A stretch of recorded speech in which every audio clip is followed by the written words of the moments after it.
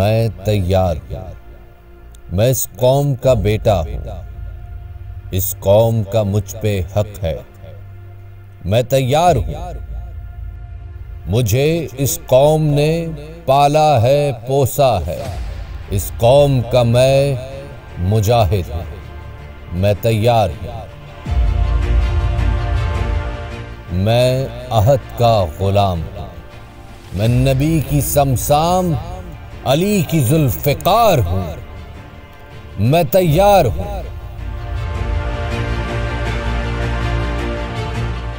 मैं शाहीन हूं इकबाल का।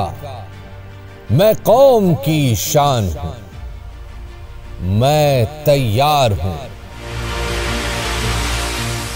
हो हालते अमन तो मैं रहमान का रहम हूं।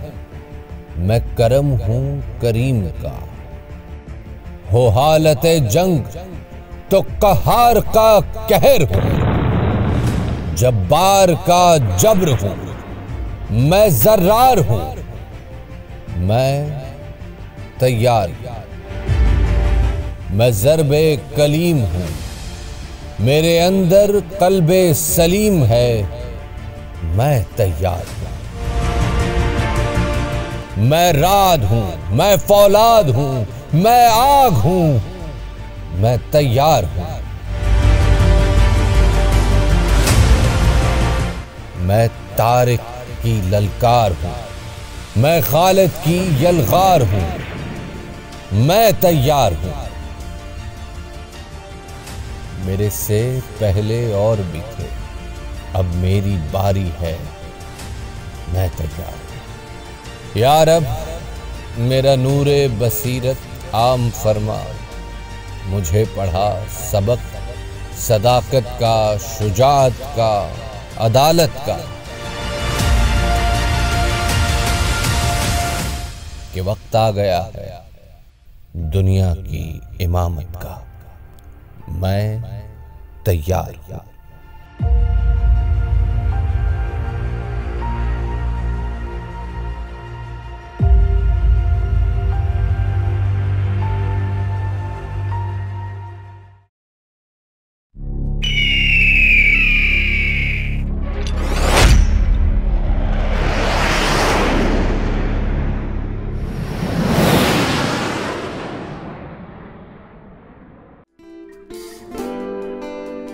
इकबाल बर्र-ए-सग़ीर के उफ़क़ से उभरने वाला वो सूरज है कि हर गुज़रता लम्हा उसकी दमक में इजाफा कर रहा है।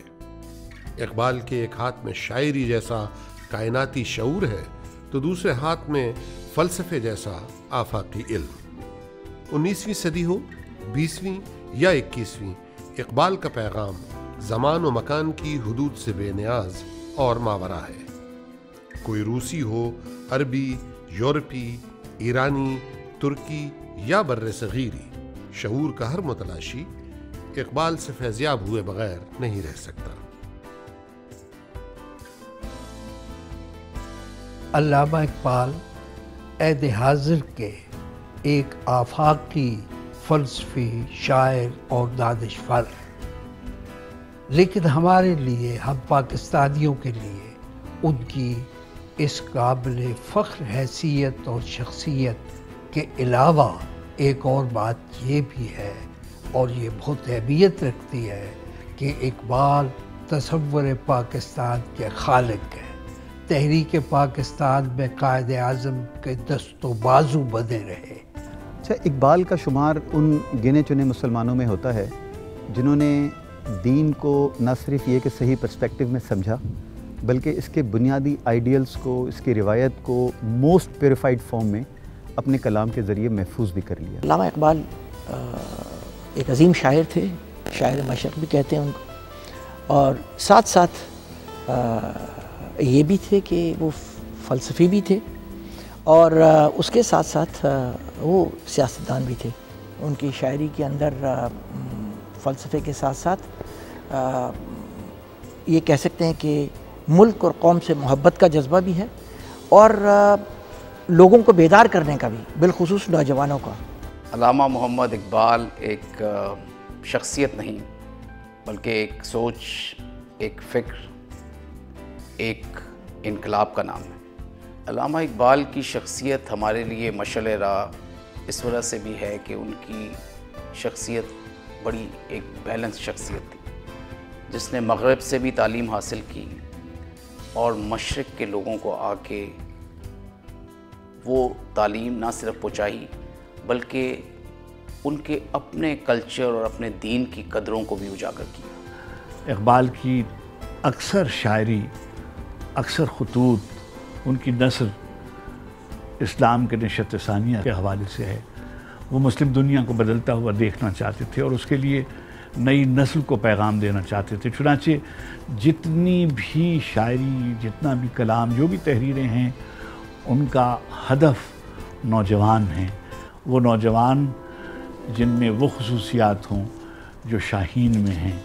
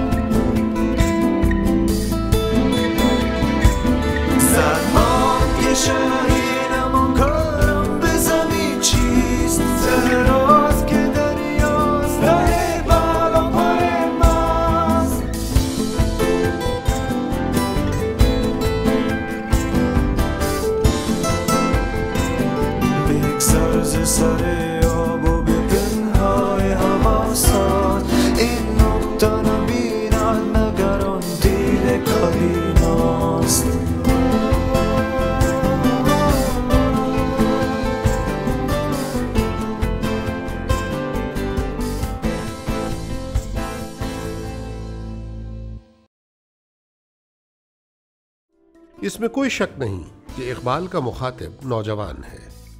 उनके नज़दीक नौजवान भरपूर सलाहियतों और कुछ कर गुजर जाने के जज्बे से मामूर हैं। अरफा करीम, मरियम मुख्तार, इकबाल मसीह और एतजाज़ हसन इसकी उम्दा तरीन मिसालें हैं। जवानों को मेरी आहे सहर दे, फिर इन शाही बच्चों को बालों पर दे। खुदाया आरज़ू मेरी यही है, मेरा नूर बसीरत आम कर दे। शाहीन इकबाल के तसव्वुरात में बहुत अहमियत का हामिल है, मगर मैं एक बात अर्ज़ करता हूँ कि तसव्वुर कोई भी हो, इकबाल को उनकी कुल्लियत में देखना चाहिए कि इकबाल के और कौन कौन से तसव्वुरात हैं जो शाहीन में हैं और शाहीन क्यों उनकी शायरी में अलामत बनकर आया। शाहीन, जैसे आप सब जानते हैं, एक करिश्माती परिंदा है और उस करिश्माती परिंदे में इकबाल ने जो सिफ़ात देखी वो वही सिफ़ात हैं जो कि एक बंदा मोमिन में होती। और वो क्या सिफ़ात हैं?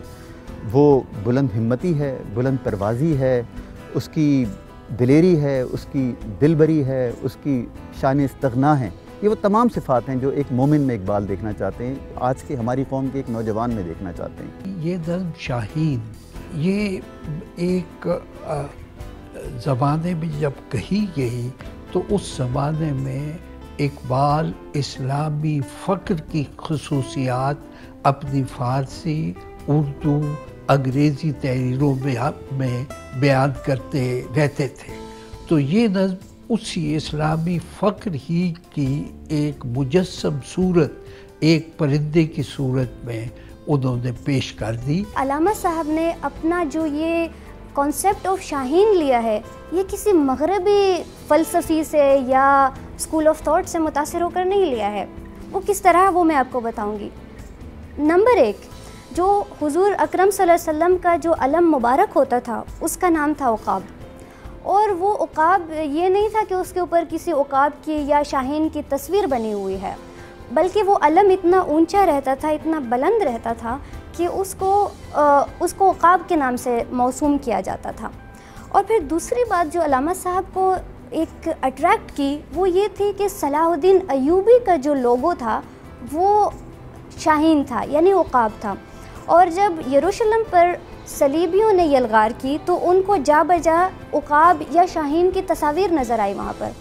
तो पूछने पर उनको पता चला कि ये सलाहुद्दीन अय्यूबी का शाहीन है, सलाहुद्दीन अय्यूबी का उक़ाब है। तीसरी बात उनको ये अच्छी लगी कि हिस्पानिया में, यानी कि स्पेन में जब अंदलस में मुसलमानों की हुकूमत आई, बरसरे इक़्तिदार वो आए, तो उन्होंने अपना जो एम्बलम या लोगो जो बनाया था उसको फ़ाल्कन ऑफ कुरैश कहा जाता था। इस्लामी फ़िक्र से लबालब इकबाल का शाहीन दरअसल इब्न अरबी और रूमी जैसी इस्लामी दानिश का शाहकार है। मेरा चूँकि इकबाल के साथ ताल्लुक़ वो रूमी की सरज़मीन से होने की वजह से भी बना, और रूमी साहब जो थे वो अल्लामा साहब के लिए एक इंस्पिरेशन थे, और मेरे लिए अल्लामा साहब इंस्पिरेशन है। झपटना, पलटना, पलट कर झपटना, लहू गर्म रखने का है एक बहाना। अब ये जो नज़्म शाया हुई जिस ज़माने में, उस ज़माने में 20-25 बरस तक हमारे सोशलिस्ट और ह्यूमनिस्ट और इस तरह के दानिशवर जो हैं इस नज़्म की मज़म्मत में इस शेर को सामने रखते थे और ये कहते थे कि ये तो एक खूंखार परिंदा है, और इकबाल जो है वो लोगों को दूसरों का लहू बहाने की तलकीन कर रहे हैं। लेकिन जब पाकिस्तान की फ़ज़ाइया कायम हुई और मैंने देखा कि मुख्तलिफ़ कौमी तक़रीबात के ज़माने में जिस तरह से फ़ज़ाइया के तैयारों के कारवां फ़ज़ा में उड़ते थे, तो मुझे लगता था कि यही वो बात है कि शाहीन की तरबियत के लिए और हमारी जो फ़ौज है उसकी तरबियत के लिए ये शेर कहा गया है। झपटना पलटना, पलट कर झपटना, लहू गर्म रखने का है एक बहाना। तो ये शेर उससे पहले मेरी समझ में नहीं आता था, अब जब देखता हूँ तो समझ में आ जाता है कि ये तरबियत है, हवाबाज़ों की तरबियत है, इंसानों की। फ़ज़ाइया का नौजवान जब ये अशार पढ़ता है, इन शेरी तराकीब को पढ़ता है, इन इस्तारों को पढ़ता है, तो वो महज़ कारी नहीं रहता, वो समझता है कि ये सिर्फ़ किताबी इल्म नहीं है, बल्कि ये मुझ पर बीत चुका है, मैं इससे गुज़र चुका हूँ। इकबाल ही की इस्तिलाह में वो किताब खां से बढ़कर साहिब किताब हो जाता है। और इस लिहाज से मेरे ख़्याल में इकबाल पाकिस्तान एयर फोर्स के फ़ज़ाइया के एक फ़िक्री रहनुमा हैं, एक मंजिल का तयन करने वाले रहनुमा हैं, और आज हम जिस मंजिल पे रवा दवा हैं उसकी सेटिंग जो है या उसको दिखाने में हमें इकबाल ने सबसे बड़ा किरदार अदा किया है। पाक फ़ज़ाइया को इकबाल का शाहीन होने पे बहुत फ़ख्र है, और हमें इस बात पे भी बहुत फ़ख्र है कि जो खूबियाँ अल्लामा इकबाल ने शाहीन का जिनका तस्करा किया, हम कोशिश करते हैं कि वो हम में आएँ और हमारे आने वाली नस्लों में भी वो चीज़ें मौजूद हों। इसी वजह से पाकिस्तान फ़िज़ाइया के तमाम यूनिट्स और तमाम स्क्वाड्रन का जो नस्ब लाइन है वो अल्लामा मोहम्मद इकबाल की शायरी पे बेस्ड है, और अल्लामा की शायरी ही हमारे लिए मशअल राह है। और यही पाकिस्तान फ़िज़ाइया का जो नस्ब लाइन है वो भी अगर आप देखें तो अल्लामा इकबाल ही की शायरी है कि सारास्त के दरियास्त तहे बालो परमास्त, all oceans and deserts are under your wings. Pakistan air force के लिए आप जानते हैं कि शाहीन सबसे बड़ी अलामत है, और ये अलामत जो पाकिस्तान एयरफोर्स ने चुनी अपने लिए, ये सिर्फ इसका ताल्लुक़ ये नहीं है कि शाहीन जो है वो फ़ज़ाओं में परवास करता है, फ़ज़ाओं की निगरानी करता है और पाकिस्तान एयरफोर्स अपने फ़ज़ाओं की निगरानी करती है या अपने फ़ज़ाओं को डिफेंड करती है, बल्कि ये मुताबिकत, ये मुशाबहत इससे बढ़कर है। ये इसमें एक दर्जा, एक कदर मुश्तरक उन सिफ़ात को भी हासिल है जो कि शाहीन के अंदर हैं और जो पाकिस्तान एयरफोर्स के नौजवान के अंदर हैं। जब हम सरफराज रफ़ीकी का ज़िक्र करते हैं तो जो उनके अंदर शान इस्तिग़ना थी, जो उनके अंदर दिलेरी थी, वो वही दिलेरी थी जो इकबाल शाहीन के अंदर देखते हैं और जो किसी बंदे मोमिन के अंदर मौजूद होती है। नौजवानों में एक जज्बा भी पैदा करने की कोशिश की है, और वो है जिसको कह सकते हैं खुददारी और फ़कीराना। परिंदों की दुनिया का दरवेश हूँ मैं कि शाही बनाता नहीं आशियाना। नॉर्मली हम यही कहते हैं स्काई इज़ द लिमिट। दरअसल वो पैगाम ये देना चाहते थे कि कोई एक मकाम, मंजिल जो है वो एक मकाम नहीं है जो आप तसव्वुर करते हैं। इसीलिए उन्होंने कहा था कि मंजिल से आगे बढ़कर मंजिल तलाश कर, मिल जाए तुझको दरिया तो समंदर तलाश कर। आप किसी जगह रुके मत। The life is dynamic, you got to carry on. जिंदगी जिस कदर तेज रफ्तार है, इकबाल जैसा शायर और फलसफी ही उसके साथ चलने बल्कि जिंदगी को अपने साथ चलाने का सलीका सिखाता है। इकबाल के नज़दीक मंजिल किसी मकाम का नाम नहीं बल्कि तहरीक और जुहद मुसलसल से इबारत है। वो जिंदगी, मौत, ज़मान और मकान से मावरा शहादत के जज्बे की निशानदही करता है जो पाक फ़ज़ाइया के शाहीन अच्छी तरह पहचानते। एम आलम से किसी से पूछा था, when he shot down so many aircraft in that encounter, आप में और एक हिंदुस्तानी पायलट के अंदर क्या फ़र्क है? जो उसको भी तरबियत दी गई इसी तरीके से। उन्होंने कहा हाँ, तरबियत तो है, उसमें भी काफ़ी पहलू हैं तरबियत के, लेकिन उससे बड़ी चीज़ जो है वो है जज्बा ईमानी, क़ुव्वत ईमानी। जब मैं कॉकपिट में बैठता हूँ, ये उनके अल्फाज थे, तो मैं मौत को भूल जाता हूँ। मेरे सामने सिर्फ अपना मुल्क है, अपनी फ़िज़ाइया है, अपने लोग हैं जिनकी हिफाजत के लिए मुझे मामूर किया गया है। जान की परवाह किए बगैर एम आलम खुश नसीब थे कि उनको गाजी का रुतबा नसीब हुआ। देखिए, ज़िंदगी में एक लम्हा आता है और आप फ़ैसला करते हैं और आप ज़िंदा जावेद हो जाते हैं। कौन सा वो लम्हा था जब राशिद मिन्हास ने फ़ज़ा में ये फ़ैसला किया कि उसको अपनी ज़िंदगी कौम के सुपुर्द कर देनी चाहिए और अपनी ज़िंदगी का ख़ात्मा कर लेना चाहिए ताकि वो शहादत की मंजिल से हमकिनार हो सके।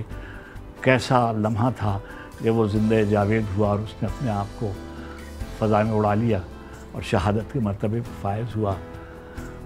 आज भी जब मैं सोचता हूँ तो मेरी रूह सरशार हो जाती है और तमानियत से कि हमारे ऐसे नौजवान हम में मौजूद थे कि जो ज़िंदा रहने पर मौत को अपने वतन के लिए तरजीह देते हैं। इकबाल का जो कलाम है, पीएफ उस कलाम का एक्चुअली अमली परतौ है। जो उसका पैगाम है, उसका अमली रिफ्लेक्शन जो है हमारे किरदार में, पीएफ के किरदार में होता है, और मेरे ख्याल में इससे बड़ा ताल्लुक़ मुमकिन नहीं है। कैसा आफाकी सच है कि शहीद दरअसल कौम की हयात है। कुरान और उसका असलूब जब फ़िक्र इकबाल से इस्तिफ़ादा करता है तो पाक फ़ज़ाइया के शाहीन एक एक करके सामने आने लगते हैं। मैदान जंग में वो हदफ के सिवा कुछ तबाह नहीं करते।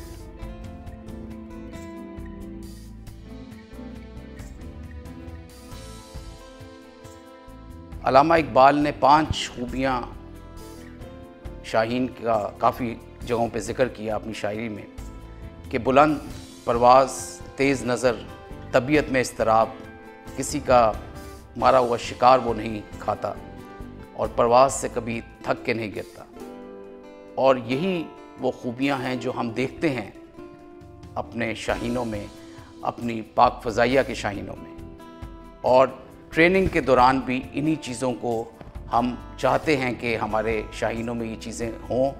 और तमाम जंगों में और जितनी कॉन्टीजेंसीज़ हुई हैं उनमें भी आपने देखा कि यही वो खूबियाँ हैं जो हमारे शाहीनों में नज़र आती हैं। अभी भी जब ऑपरेशन स्विफ्ट रिटॉर्ट हुआ तो इंडिया ने अपना एक जहाज़ खुद मारा और पाक फ़ज़ाइया ने उसको क्लेम नहीं किया, क्योंकि वो हमारा मारा हुआ शिकार नहीं था।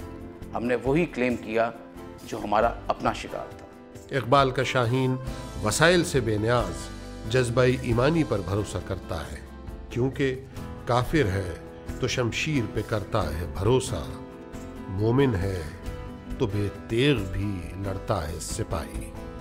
इकबाल का जो शेर है जो शहीद के बारे में है, बहुत खूबसूरत शेर है कि सरे खाक शहीद बर्ग हाय लालमी पाशम कि खूनश बनाहा बिन मिल्लत माँ साजगार आमद।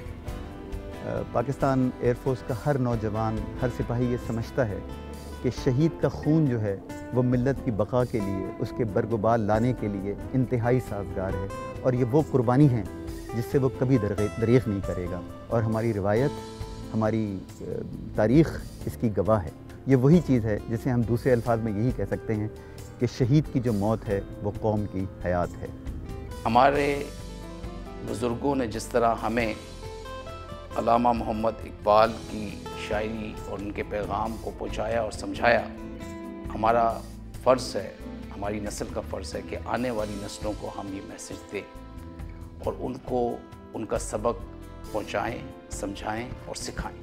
अब ये जो मौजूदा पाकिस्तान है, इसे बादियान पाकिस्तान के तसव्वुरात का पाकिस्तान किस तरह बनाया जाए, इसके लिए पहला कदम और आखिरी मंजिल इकबाल की फ़िक्र है, इकबाल की शायरी है, इकबाल का फ़लसफ़ा है, इकबाल की सियासी ज़िंदगी।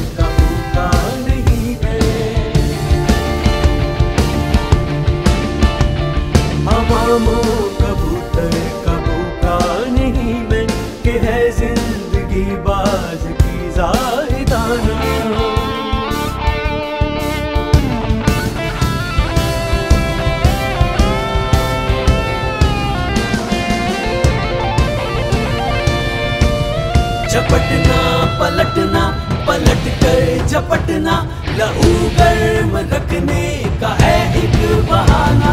ये पूरब ये पश्चिम जो गोरों की दुनिया, वीरानी